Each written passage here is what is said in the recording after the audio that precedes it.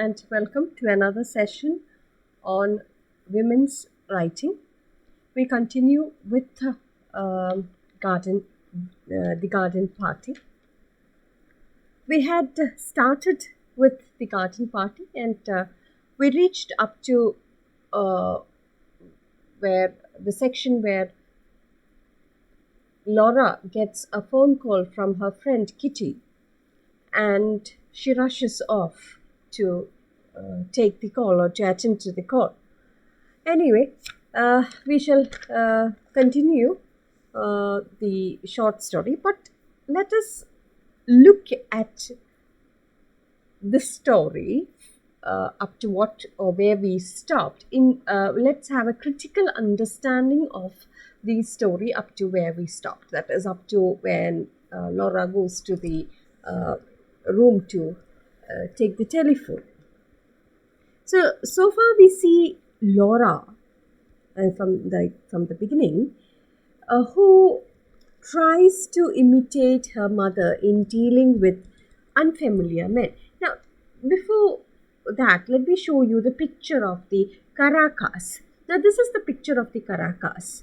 Now, there is a reference to the Caracas in the garden party where the men speaks about the Caracas, right? So, when Laura wants the marquee to be set up in or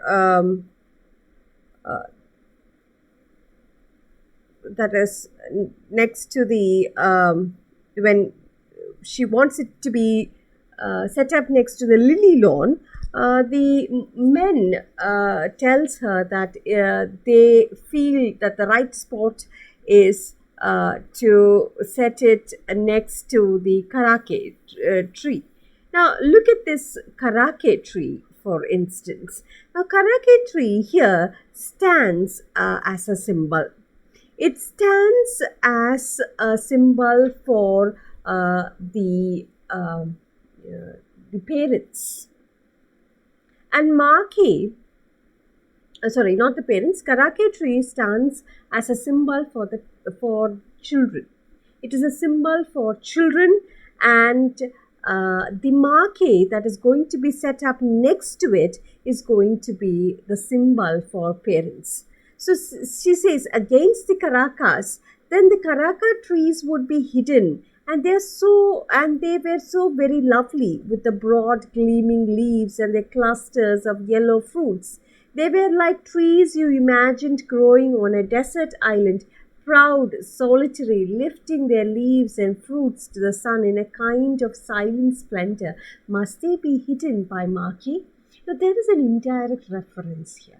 And the indirect reference is that the children are always overshadowed by their parents. They are overprotected by their parents, and therefore eventually what happens is they lose their identity. These children, they lose their identity. They have no voice, or they have no identity of their own. They are conditioned by the parents, and they start behaving just like their parents. They look at their parents as a role model, and they shed all that innate things that they have as human beings.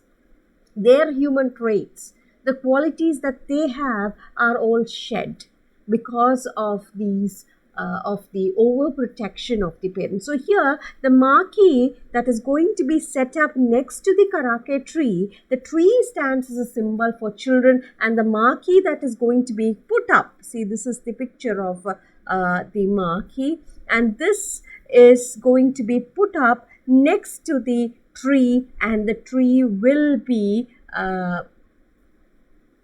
hidden.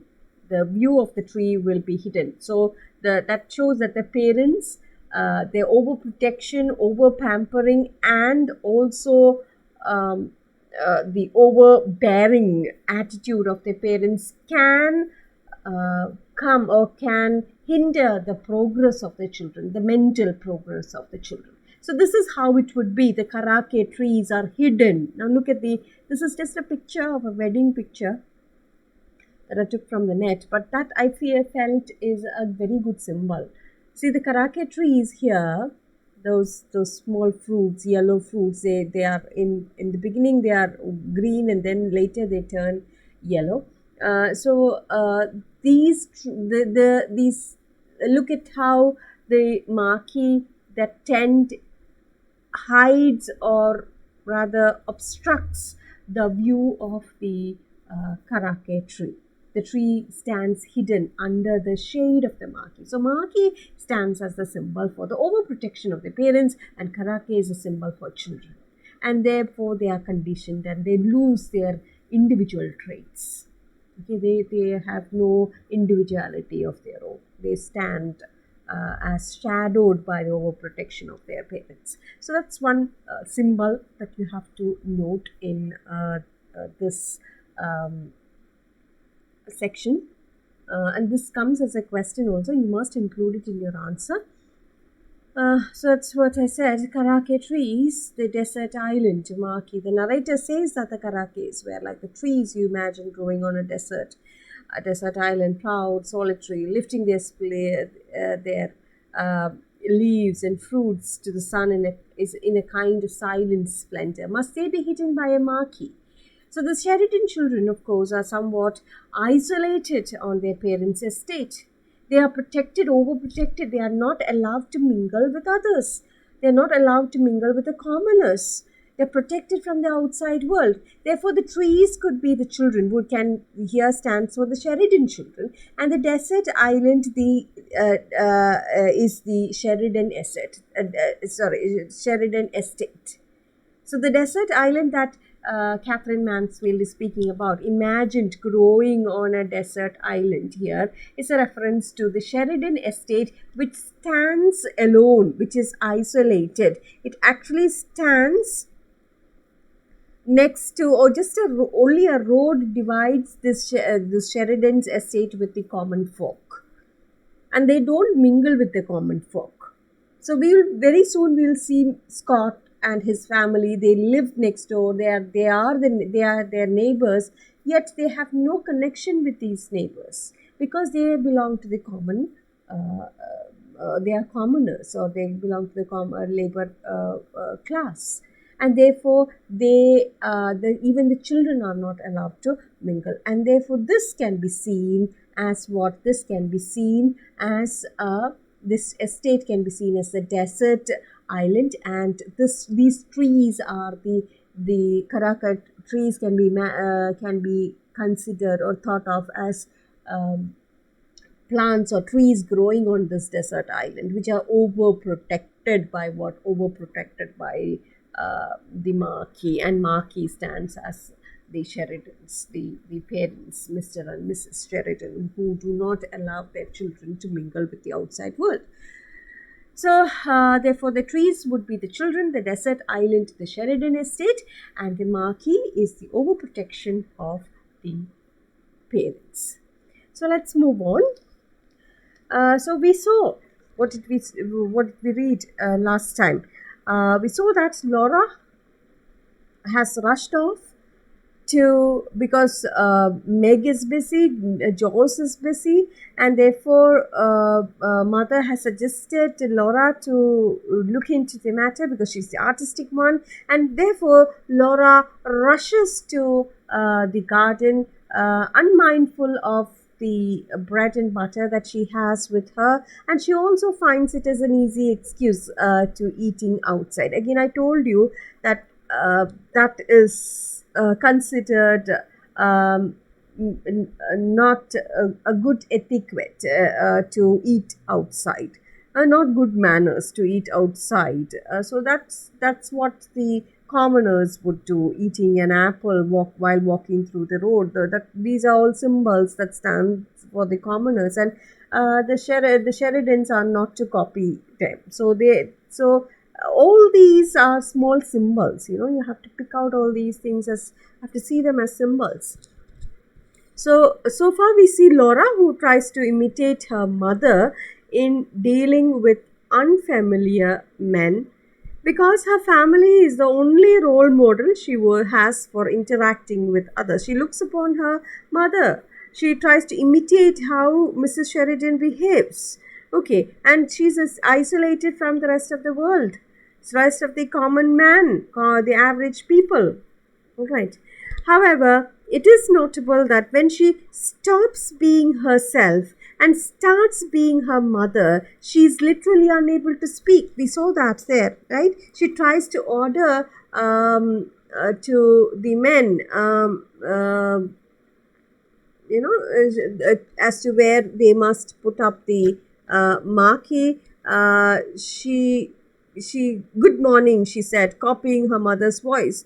But that sounded so fearfully affected that she was shamed and stammered like a little girl. Right? So that shows that she's different. She's different from the rest of the family. Right? She is literally unable to speak. She stammers and then she comes back to herself, that little girl. This strongly suggests that Laura's nature is incompatible with her mother's behavior. She cannot behave like her mother, therefore she's different. Okay, and this is the behavior that is expected of Laura by the Sheridans. Sheridans train her to be like, they are the role models. Mrs. Sheridan wants her to be authoritative. If it was Meg or Jose who had gone to give directions to the workmen, I'm pretty sure that they would have made the workmen put up the tent where they wanted it to. But Laura lacks that authoritative nature that Mrs. Sheridan has. That shows that she's different. She has a sensitive soul and she's totally different from her family. Again, this shows, through this, Catherine Mansfield brings out Laura's internal conflict over whether she should behave like her family or just be herself. Okay. Another thing that we should notice is Laura is also uncomfortable, though she sympathizes with these people, these commoners. She is uncomfortable also around, that is, that shows her inexperience dealing with such type of people. She does not have the experience speaking to them, and though she is fascinated by these men, she does not she feels uncomfortable around these people. Not uncomfortable, that inexperienced, because she does not understand the way they behave. Their language is different, their style is different. Okay, so this contrast with her, or this uses sharp contrast with the Sheridans, who have no doubts about their inherent superiority. They are superior. They are authoritative. They use this authoritative nature on their workers and as well as their servants. The rest of the Sheridan family feels perfectly comfortable ordering working class people around them, and they care little about their experiences, or they have nothing to do with the perspectives. They don't think from their shoe. They don't consider their hardships or difficulties and their sorrow. They have nothing to do about that. They're very insensitive to the feelings of the common people.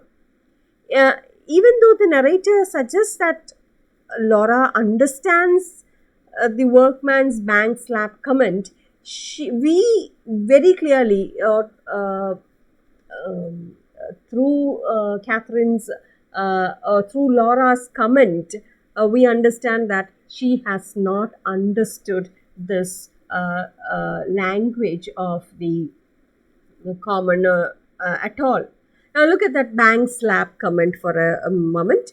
Let's come to this page number 75. Laura's upbringing made her wonder for a moment whether it was quite disrespectful of a workman to talk about her of bang's slap in the eye. But she did quite follow him. So the narrator, Catherine, is trying to suggest that she understands the workman's bank slap comment, but it is clear to the readers that it is not understood. That Laura has not very clearly understood. See, that's how beautifufully Catherine brings it out. She tries to tell us. So those from that, അതായത് ലോറയുടെ മുഖത്തിൽ നിന്നും, അതായത് എക്സ്പ്രഷനിൽ നിന്നും Laura behaves in such a way that she has understood the comment, but she has not clearly understood എന്നുള്ളത് അടുത്ത ലൈനിൽ നിന്നും നമുക്ക് മനസ്സിലാക്കാൻ പറ്റും. കാത്രിൻ മാൻസ്ഫീൽഡിൻ്റെ അടുത്ത line, the narrator or the author brings the next line to tell the readers that what she has as seemingly understood is just seemingly only she has understood. She has tried to make the workman feel that she has understood that comment. She has heard that comment before, but she has not.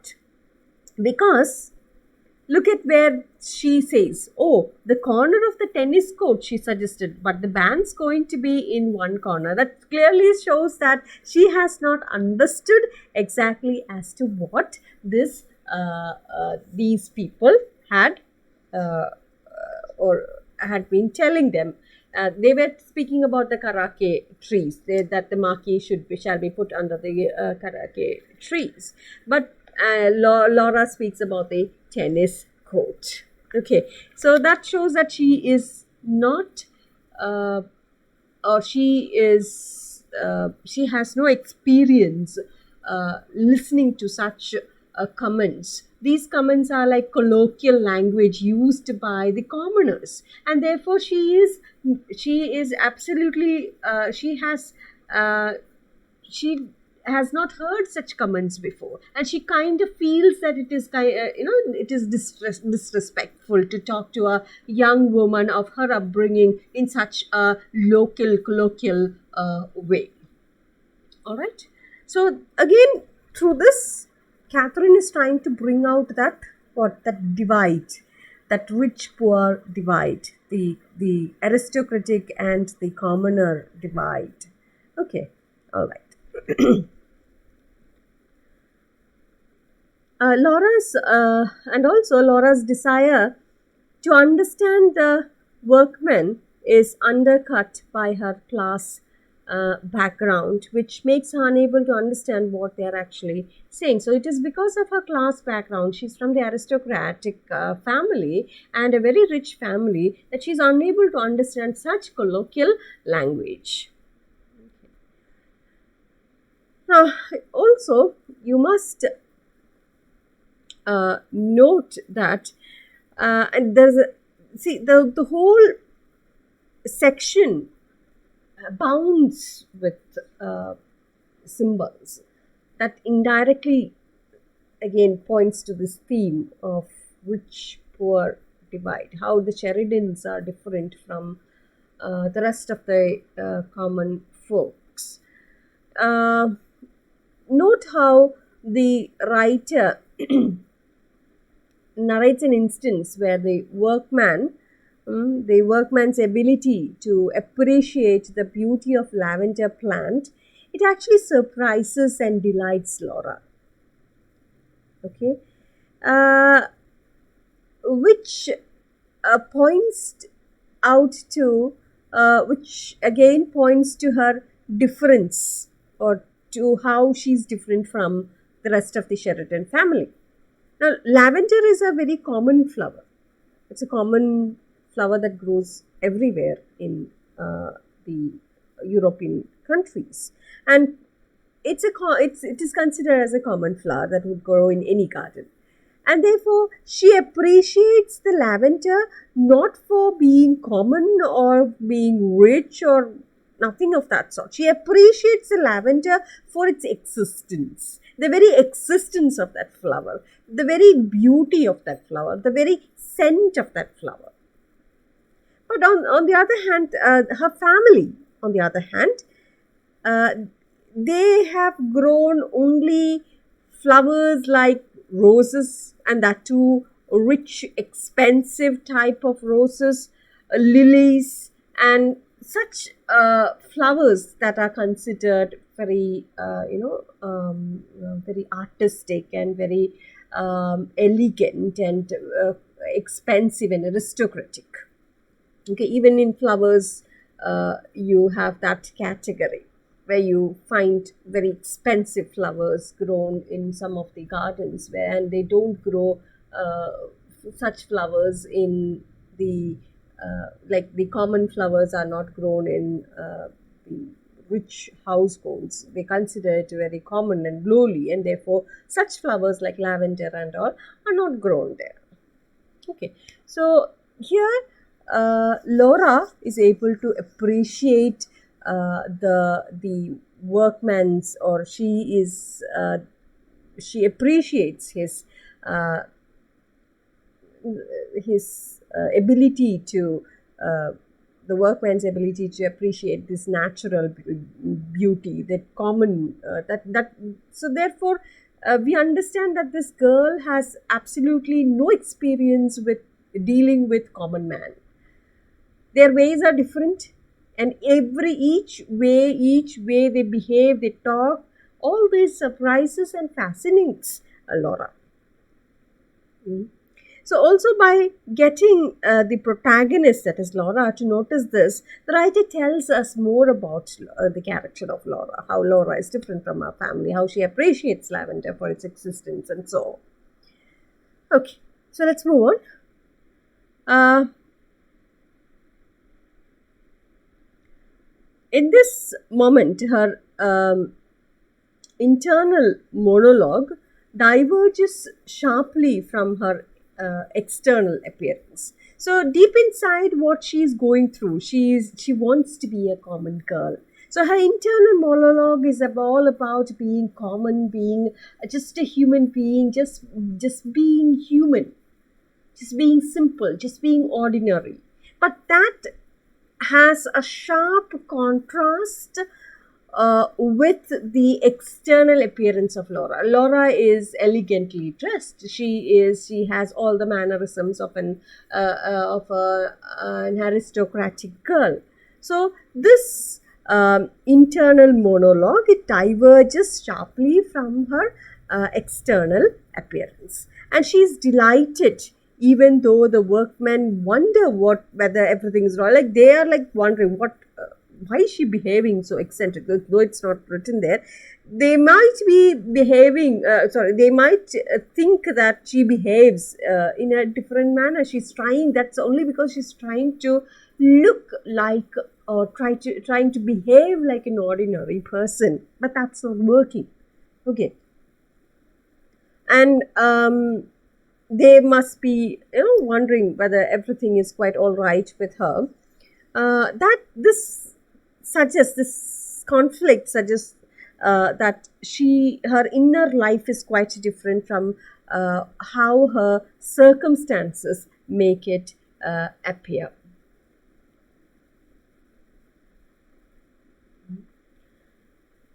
She also tries to signal her sympathy with the working class by eating breakfast outside. She had her bread and butter with her, remember? And when she sees this men, she feels shy and she hides the bread and that she has with her, and she has nowhere to put it, but she hides it.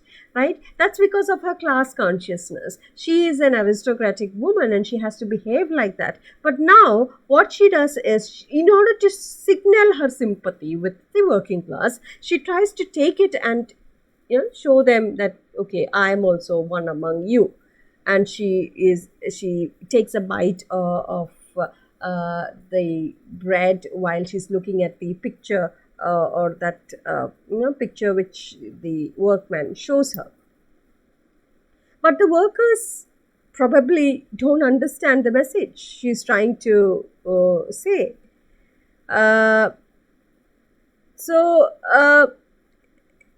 this is a recurring theme, okay, and it goes on in this story. It that is, Laura's inner psyche is different from how her circumstances make it appear. But this is not noticed by the commoners, who consider her different, and therefore Laura is like, she doesn't belong neither to the pompous Sheridans nor to the common group. She doesn't belong anywhere. That's a conflict. That's that problem that arises here. She not belonging to any of these category. Okay, she wants, or deep inside, she has sympathy for the ordinary common man who enjoys nature, who is carefree, who lives life, and so on. So that again shows that she has no knowledge of the world outside, of the reality outside. She fascinates being a commoner. She fascinates being an ordinary person. Okay, she is now a very small, young, immature girl. Also, that also you have to bear in mind. So Laura's work girl fantasy ends with a phone call, and she soon recoils back to Sheridan, who love parties and luxury. So this again, uh, uh, this shows that what she felt, or she never felt it an intrusion. This call, that phone call, she never thought that it is intruding her work girl fantasy. She's okay with it. She is like, she suddenly rushes to take the call, or to receive, or to speak to her friend. And she sees it not at all as an intrusion into her pleasant experience outside with the common man.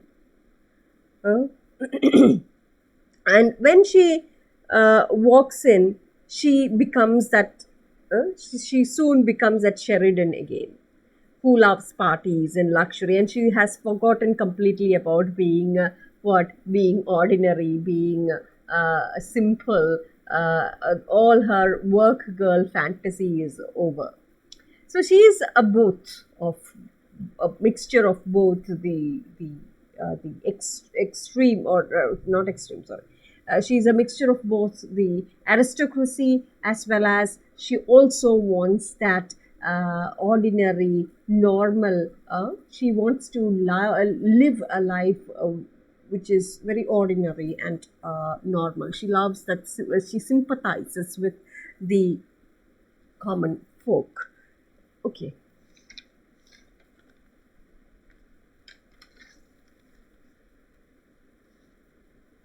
So Laura's work girl fantasy ends there, and she soon returns to fulfilling her real class, mm, uh, or position.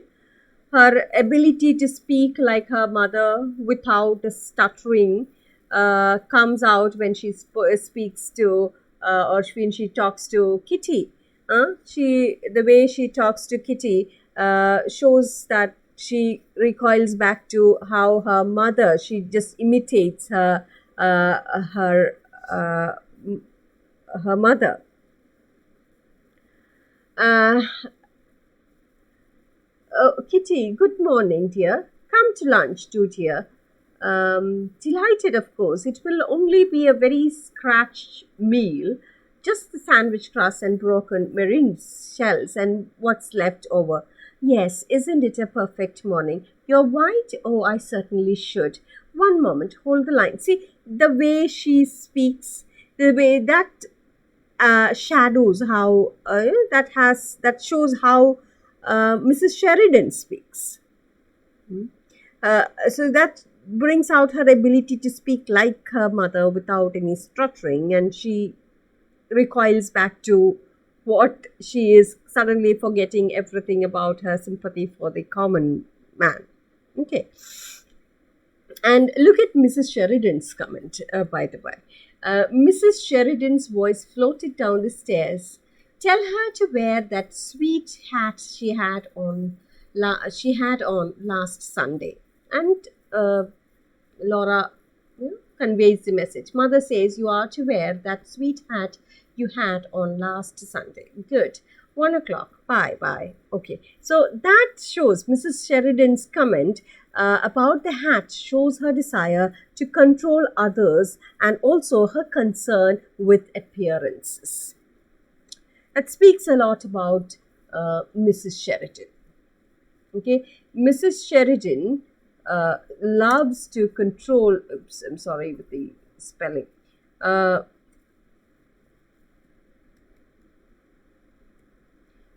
So Mrs. Sheridan's comment about Kitty's hat shows her desire to